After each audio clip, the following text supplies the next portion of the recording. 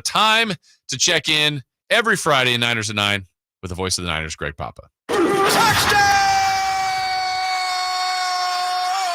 San Francisco! He has nearly 40 years of broadcasting in Northern California. The voice of the San Francisco 49ers, Greg Papa. Sponsored by Sunpoint Public Adjusters, the gold standard of the public adjusting industry. All right, Greg, thank you so much for being patient. I know we had some technical issues, but we're good. We're ready to roll. It's Chiefs week, Greg. How fired up are you for Sunday's game? You think Andy Reid and Steve Spagnuolo got into my phone or something? I don't know. I believe Spagnuolo might have. I have my phone in my hand. I'm waiting for you guys to call because I know how much you want to talk about this game. And, yeah, this is I think first and foremost, we just have to celebrate the game and these two teams and what they've accomplished the last 5 years. I mean, Kansas City's had a 5-year run that's as strong as anybody's in the history of pro football. Pittsburgh won 4 Super Bowls in 6 years. But Kansas City's been in 4 of the last 5, and they've won 3 of them. And we know how heartbreaking, 2 of them were. And they also beat Philadelphia with a late field goal. But the Niners have run the NFC. In the last 5 years, they've been at 4 NFC championship games and 2 Super Bowl appearances, and it's ended in heartbreak. But these are clearly, over the last 5 years, the 2 best teams in the NFL. We don't see them all the time because they're an AFC team. They do wear the same colors. They got some of the biggest stars in pro football. I mean, if Andy Reid's a Hall of Famer, Steve Spagnuolo is the only defensive coordinator in the history of the NFL to win 4 Super Bowls. Don't forget the one he won with the New York Giants and that NASCAR defense when Tom Brady and the Patriots were, going for the perfect season, 19-0, and Tom's doing the game on Sunday. And then Mahomes is a first ballot Hall of Famer right now. So is Travis Kelce. So is Chris Jones. And then the Niners got all their stars with Trent Williams and all the up-and-comers. Kittle is a borderline Hall of Famer right now. So we'll get into the competition and everything and the heartbreak of losing to them the way the Niners have. But to me, it's just a football celebration. I can't wait for this game. Yeah, and Greg, I mean, I'm with you. And I love, to me, games like this, with all the star power that you just said, sometimes it's the game within the game. And I look forward to what Spagnuolo will be drawing up, how Shanahan will try to counter that intricacies. And I know you love the kind of the inner workings of football. That is probably as must watch as anything. So I had a long sit down with Kyle, and if you're able to see it on NBC Sports Bay Area up in Sac, we'll play it after the Warriors game. I don't know if you probably get blacked out with that, but we'll play it on our on Sactown Sports on the pregame show. Spags is just different. Spags has evolved. He's been coaching football. Guy's 65 years old. He's as old as Andy. And he's changed. He was not a great head coach in St. Louis. Remember, he coached the St. Louis Rams? Yeah. And there were a lot of factors there, ownership there, this was the talent level. But as a coordinator, and he's different than he was with the Giants. With the Giants, they didn't blitz a lot. He had that NASCAR package with Michael Strahan and Justin Tuck and Osi Umenyiora and those guys. And he was one of the first to move defensive ends inside and play them as tackles. They called it the NASCAR.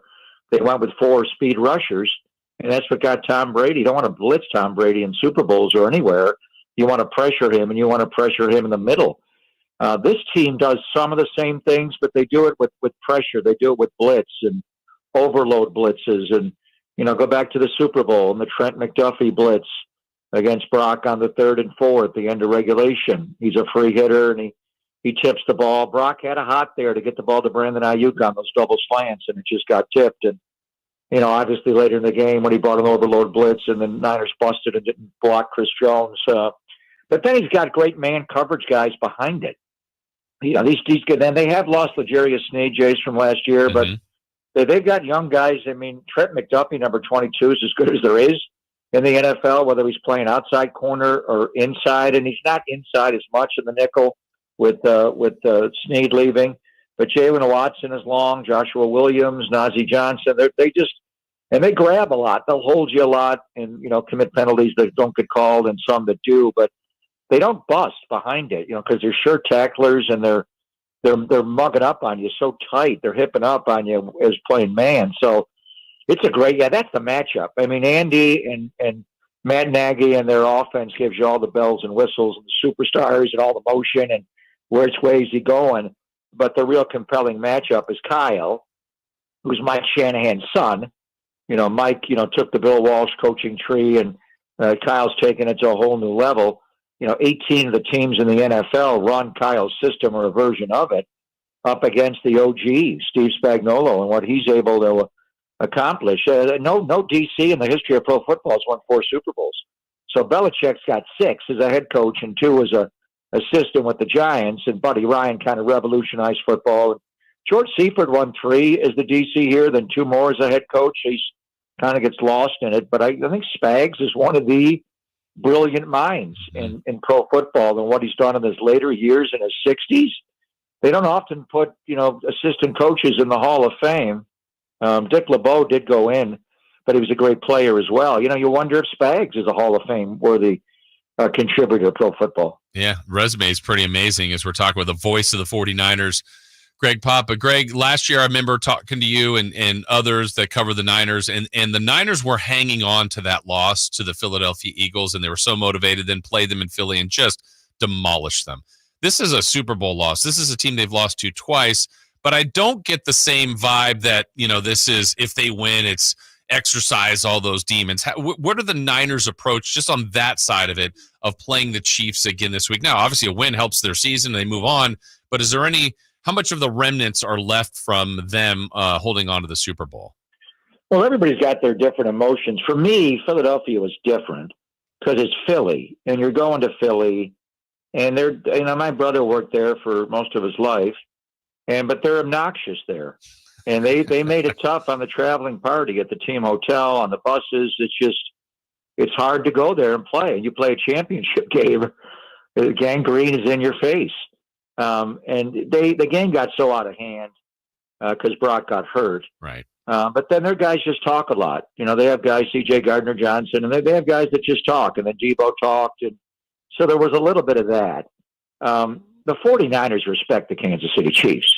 How can you not? I mean, I know they've broken your heart twice, but they've broken just about everybody's heart. My hometown of Buffalo, you'd think they haven't gotten a few chicken wings broken dealing with that guy. Right. In playoff games. I mean, that's just what he does. So, but you respect him.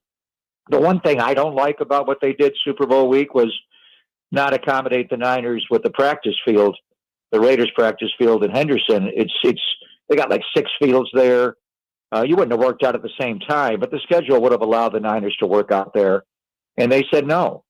Being the AFC team, they had that. I mean, the Raiders are an AFC team. So the Niners had to go to UNLV and practice on that spongy field. And I went there Saturday before the Super Bowl. I couldn't believe it. It was like a trampoline. It was, we practiced on this all week? My God. And then Dre Greenlaw tears his Achilles tendon coming on the field. I think that's directly responsible with that. Debo Samuel hurts his hamstring. I think that's a result of that field. Daniel Bullock's our defensive backfield coach, tore his Achilles. Wasn't even playing in the game. He just did it celebrating Jair Brown's pick. So it's a different vibe than Philly. Philly, it was, let's go back to Philly and shut them up.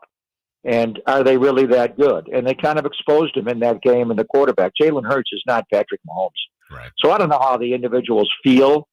There was a Super Bowl it was supposed to be, a neutral venue. Although, the Niners did have to go practice on a trampoline. But I think there's respect on what they do. We'll see how the game goes. It's a football game, and it's going to be physical. So I understand that approach, but I just think the level of respect for the Chiefs and the Eagles is very different. How about health-wise? We saw a couple guys get hurt in the Seattle game and maybe some limited practice time. What do you know about between Mason, I know Debo's wrist, maybe Jennings has been banged up a little bit. Where are the Niners health-wise for this week? Yeah, I think Jennings is the one that's most concerning. Mason's out there practicing, even though he's got the shoulder injury. He had the same shoulder injury in college at Georgia Tech, so he knows how to deal with it. It's a pain management deal with him, so he's going to have to take something before the game to numb out the pain. Debo's fine.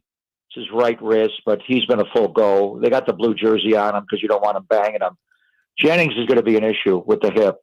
So we'll see when Kyle talks today after practice what they designated. It's possible Jennings is out, or at least questionable, which leads to Ricky Pearsall. Mm-hmm. And, man, that guy is good. Yeah. Even with Jennings, if Jennings is up, I still think he's one of the best wide receivers, pure skill on the team. His ability to beat man coverage and his sweet feet. The guy's got incredible feat. And we were talking about Kansas City and how they love to play man, and specifically against the Niners, they like to man up their guys. And McDuffie took Debo out in the Super Bowl. I think Ayuk would be the guy to go to in this game with his ability to beat man coverage even more so. But Ricky Pearsall is a huge threat in that regard. Now, he hasn't played in the NFL. His cardio is a bit down, after what he went through on Labor Day Saturday, his wound. He's healed from that. His left shoulder that was partially dislocating a lot, he's healed, but that still is subject to pop out. And if it pops out in the middle of a game, and his is different. It's not the kind where they can pop it back in because it doesn't fully dislocate. I don't know if he can come back into the game and deal with the pain. So you have to have bodies up to cover him. But if Jennings is down, you could easily have Ricky up. I don't think he'll return punts in this game. And how much would he play on special teams? Probably none. And then you have to limit his snaps, I think, if he does play. His cardio's down. They had a walkthrough on Monday, and he got gas just doing a 2-minute drill. He was better Wednesday and Thursday, but he's not in Ricky Pearsall top shape. So I think that's the big thing today, is if they do activate him at some point today or tomorrow and take him off the non-football injury list, and then you give him a 14 jersey, let him go on Sunday to make his NFL debut, and it would be fascinating. And then, how many snaps could he actually play? It may be the kind of deal like McCaffrey. Remember, they traded for McCaffrey a couple of years ago before the Chief game, and he was playing with Carolina, but didn't know the full playbook. They didn't use him on third downs, so he didn't know, blitz pickup and all that. So I think Christian played his number, 23 snaps in the game, so you may be able to get Ricky out there for 20, 25 snaps. How much, speaking of injuries, I know the Chiefs have a couple here. We know about Rice from a few weeks ago. Hollywood Brown's been out as a wide receiver, and now it sounds like Juju Smith-Schuster might be a little questionable. What do you think that might do in the totality of the Chiefs offense? Yeah, the Chiefs people don't tell me what they're going to do there, so I don't know. He's got a hamstring. The major one is Isaiah Pacheco is out. He broke a leg, and you mentioned Rashee Rice was their guy. Yeah. Beginning of the year, and he had some off-the-field situations. I thought he's not playing this year. At least he'll miss the first half of the year, and the NFL didn't do anything. It's all been delayed until the offseason. So he's out now. The football gods took him off the field anyway. A terrible ACL tear. So he was their guy, but they've re-energized and re-inserted Travis Kelce into their offense. He was out early in the year. He was playing, but he wasn't a big part of the passing game. The last 2 games he's been. Juju was big in their last game on Monday Night Football a couple of weeks ago. They're coming off their bye against New Orleans. He's big time. They got Justin Watson, who's a big body guy. Always reminds me of a tight end. He wears a 84 with kind of a tight end number, and he's big at receiver. They have this rookie, Xavier Worthy, who ran a 4.21. He's not Tyreek Hill as a football player, but man, he's got Tyreek speed. So I think Juju will find a way to go. McCole Hardman's always been a problem for the Niners, obviously, but it's Travis Kelce you got to concentrate on. And Kareem Hunt's a good back. He was away for a while, had some major issues off the field with domestic violence. They cut him off the team. He went to Cleveland. We saw him last year in Cleveland in that rain game. He's a big back, and he's playing well. But as long as it's number 15, he could throw it left-handed, backhanded, blindfolded, underhanded. I think he could, do like a soccer set piece and head the ball if he had to. The guy's just a freak as far as throwing a projectile or kicking it or whatever. If you're open, he'll find a way to get you the ball. Just don't drop it. Yeah, absolutely amazing. So, Greg, final thought, like the big picture of the 49ers, 3-3. I think we all believe they should be 5-1, but they're not. They're 3-3.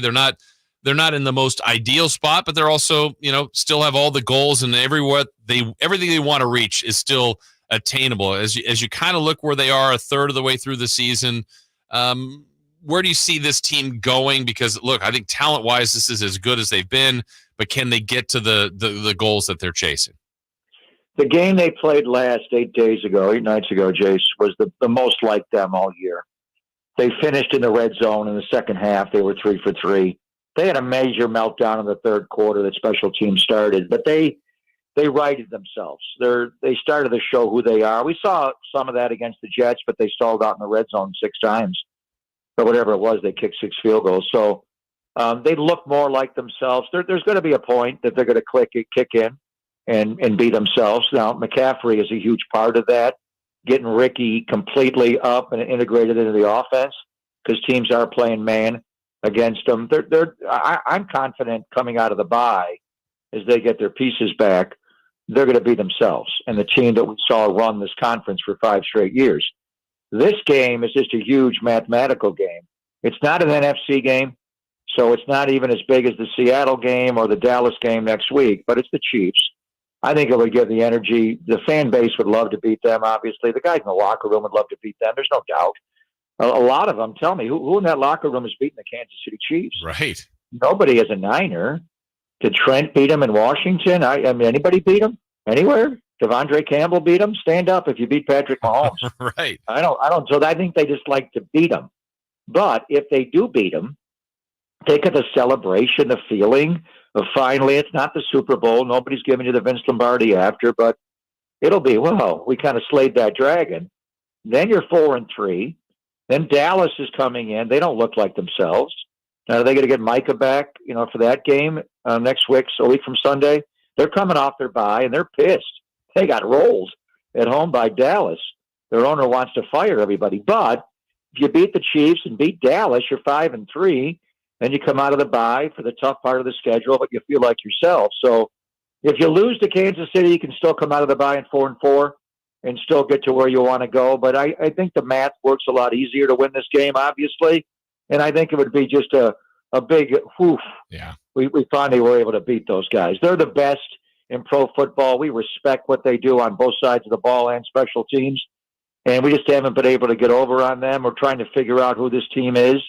This team, if they beat them, this team will have done something that last year's team or 19's team, who we always compare all the teams to because they were so good, wasn't able to do. So I think it just gives the guys a lot of confidence, and the coaching staff and the organization and the fan base, the faithful. Can you imagine the reaction if they're able to win this game on Sunday? Yeah, it's going to be wild out there. Absolutely wild. Yeah, it's going to be fun. We look forward to your call as always. It's going to be a fun weekend, and we look forward to talking to you next Friday, Greg. Thank you so much for joining us. Have a great call this weekend. Thank you. David takes a lot of Fridays off. He gets a long, was he a 4-day work week guy? How does that work? He gets too nervous. On Friday? Yeah, it's Chiefs week. You've talked to him. Yeah. I know. He gets agita. All right, Greg, have a great call. Thank you. We'll talk to you next week. Thank you, guys. All right, that's the great Greg Papa. You'll be able to hear him Sunday right here, Sactown Sports. Man, Chiefs week. That's fun. I mean, it really is. And I think that's the perfect way to put it. I'm glad I asked him. It's like, look,